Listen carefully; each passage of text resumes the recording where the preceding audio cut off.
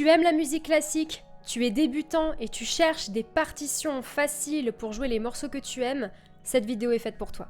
Dans cette vidéo, je vais te partager 7 partitions faciles pour débutants dans un style classique que tu vas pouvoir jouer dès la fin de cette vidéo.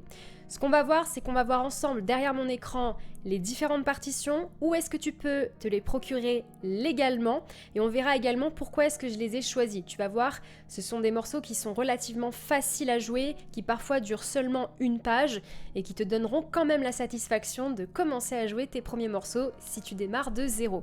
Si tu es prêt, c'est parti, on passe derrière mon écran et je te montre tout ça. Le premier morceau que je te conseille, c'est tout simplement le Canon de Pachelbel. Alors, pourquoi est-ce que je conseille cette vidéo à n'importe quel débutant qui aime la musique classique? Ça va être très facile à comprendre. Déjà, en fait, cette partition, elle est extrêmement épurée, que ce soit au niveau du rythme comme au niveau des notes et également en matière de compréhension musicale. Ce que je veux dire, c'est qu'on n'a pas rajouté 400 000 éléments dans cet arrangement. Alors effectivement, on a une petite difficulté qui est l'armure, puisque tu vois, au début de cette partition, on a 2 dièses à la clé, ça signifie que tous les do et tous les fa devront être joués systématiquement en dièse, et il ne faudra pas l'oublier. La technique pour parer à cet obstacle, c'est très simple, tu prends le stabilo étant ton ami, tu vas surligner toutes les notes qui sont systématiquement en do et en fa, comme ça tu pourras ne pas oublier quelles notes sont jouées en dièse, tout simplement. Mais sinon, je veux dire, au niveau du rythme, c'est ultra simple. Alors, ultra simple, toute proportion gardée en fonction d'où tu démarres, parce qu'on a en fait tout simplement des blanches, tu vois, on n'a pas de croche, on n'a que des blanches et des noires. Donc déjà, ça nous facilite drastiquement la vie. Le tempo est à 70, donc c'est un morceau qui est relativement lent. Tu n'es pas obligé de te presser pour le jouer. Non, pas du tout. On a les doigtés qui sont indiqués. Tu vois là, tous les chiffres que tu vois, 3, 1, 3, 1, 2, 1, 4, 3, 5. Ça va te permettre de savoir très précisément avec quel doigt jouer quelle note. Donc ça, c'est super. Que ce soit au niveau de la main gauche ou de la main droite d'ailleurs. Et du point de vue de la complexité du jeu, on est vraiment dans quelque chose d'ultra facile. Parce qu'on a une note après, on doit jouer les notes une note après l'autre. Tu vas en jouer une seule à la main droite, une seule à la main gauche. Et tu ne vas pas faire de grands mouvements sur le clavier en fait. Tu ne vas pas... Il n'y a pas de saut d'octave, enfin, je veux dire, tu vas pas faire beaucoup de mouvements. Tu vas pas beaucoup déplacer tes mains, que ce soit au niveau de la main droite comme de la main gauche en fait. Non, c'est un morceau où tu vas rester relativement statique. Ce qui est aussi sympa pour travailler le rythme. Encore une fois, du point de vue du déchiffrage, c'est assez facile. On n'a pas de notes qui sont trop éloignées, je dirais, du do central en main droite. On a quelques notes en dessous de la portée en clé de fa, mais on reste dans un déchiffrage qui est relativement simple pour une raison assez claire. Pas mal de notes se répètent. C'est-à-dire que la main gauche se répète souvent. Donc, tu n'auras pas à faire trop d'efforts. Une fois que tu auras, entre guillemets, investi ton temps dans les premières mesures, tu vas voir que beaucoup de choses se répètent. Donc, c'est vraiment un morceau que je recommande. Pour moi, c'est l'un des plus simples, en fait, que tu puisses jouer quand tu démarres. Et c'est la raison pour laquelle je le recommande. Le deuxième morceau que vous pouvez jouer, c'est l'Ode à la joie de Ludwig van Beethoven. Là, sans jeu de mots, c'est vraiment un classique. La raison pour laquelle je vous le recommande, c'est parce que déjà, il ne fait qu'une seule page. Alors attendez, je vais zoomer un petit peu pour que vous puissiez voir. Hop, s'il veut bien. Voilà. Donc, cette partition, elle ne fait qu'une seule page. Donc déjà, vous allez avoir la satisfaction de finir quelque chose et ne pas vous dire hypothétiquement, je pourrais la finir dans 6 mois ou dans 6 ans. Non. Vous pouvez très bien finir cette partition. Au niveau du rythme, on est dans quelque chose d'un petit peu plus complexe que Pachelbel, parce qu'on a des croches, on a quelques noirs pointés, mais on reste dans un rythme qui est relativement simple. À l'armure, on a toujours 2 dièses, donc c'est-à-dire qu'on va avoir tous les do et tous les fa qui seront joués en dièse. On a aussi une ébauche de chiffrage américain avec des accords majeurs. C'est aussi la raison pour laquelle je recommande cette partition, parce que s'il y a des personnes ici qui maîtrisent déjà un petit peu les bases du chiffrage, vous n'aurez qu'à jouer principalement que des accords majeurs. Donc voilà, il y a plus difficile à déchiffrer. Sinon, si vous démarrez de zéro, c'est intéressant aussi parce qu'on a finalement peu de mouvements complexes, je dirais, à la main gauche, tout comme à la main droite, surtout à la main droite. Voilà, on a aussi des intervalles en main gauche. Bon, ça reste un morceau qui est écrit de manière assez complexe, j'en ai bien conscience pour un parfait débutant qui n'y connaît rien. Mais encore une fois, quand vous allez revoir cette partition dans 1 mois, dans 2 mois ou dans 6 mois, vous ne serez plus effrayé. Donc voilà, c'est aussi la raison pour laquelle je recommande cette partition. Troisième morceau que je recommande, c'est celui-ci. Alors, je vais vous montrer. Hop, excusez-moi. Ouh là là, voilà. C'est le concerto pour violon et orchestre en ré majeur de Ludwig van Beethoven toujours. Alors ce morceau, même chose, c'est un morceau qui tient en 1 page, donc c'est aussi la raison pour laquelle je le recommande, parce que du coup vous aurez la satisfaction de le finir. Du point de vue du solfège, on a beaucoup moins de notes d'ailleurs que dans l'Ode à la joie. En tout cas, on a un rythme qui est plus simple, on n'a pas de croche. Non, on n'a pas de croche du tout même. Donc ça, c'est plutôt sympa. Vous avez les doigtés qui sont indiqués dans les moments où il le faut. Rythmiquement, vous allez pouvoir vous en sortir.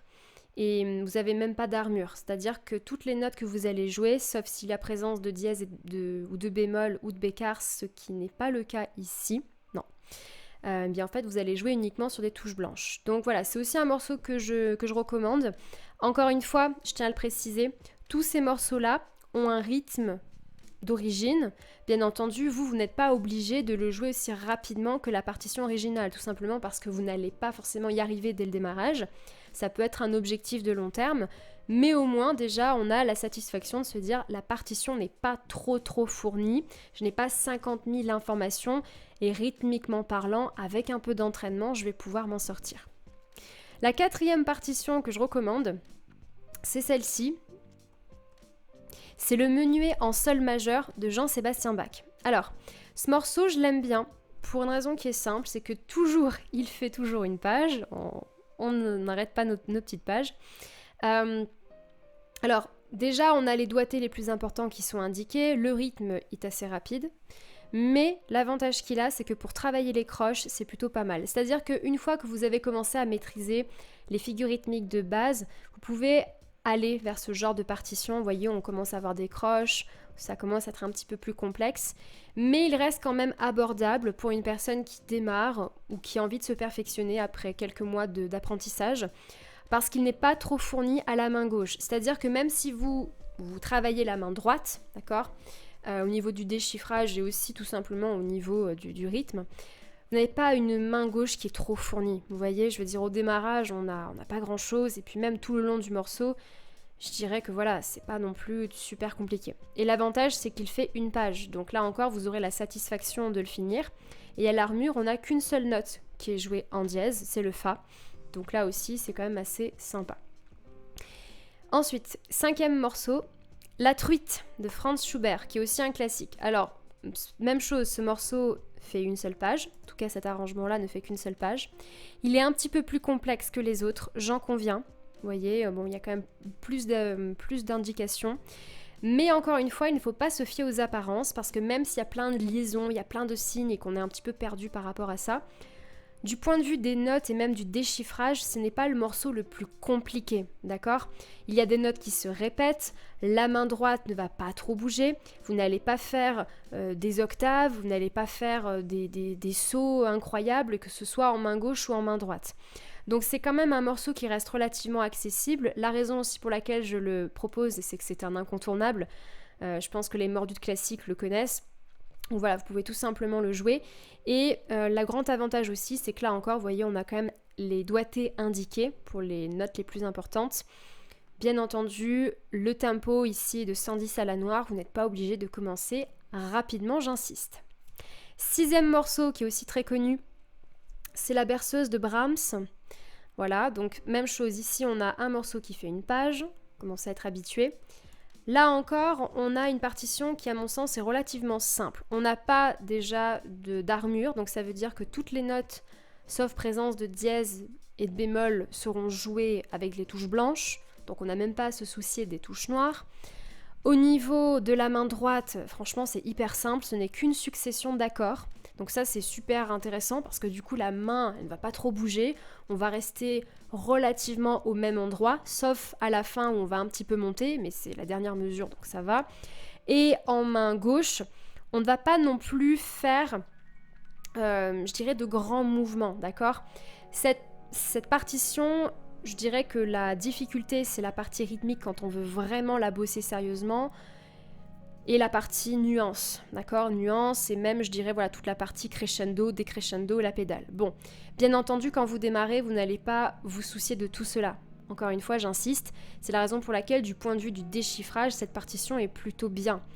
Parce que vous n'allez pas avoir quelque chose de trop complexe à jouer, et si pour l'instant le rythme, c'est pas forcément la chose que vous voulez travailler, je vous invite à jouer ce morceau.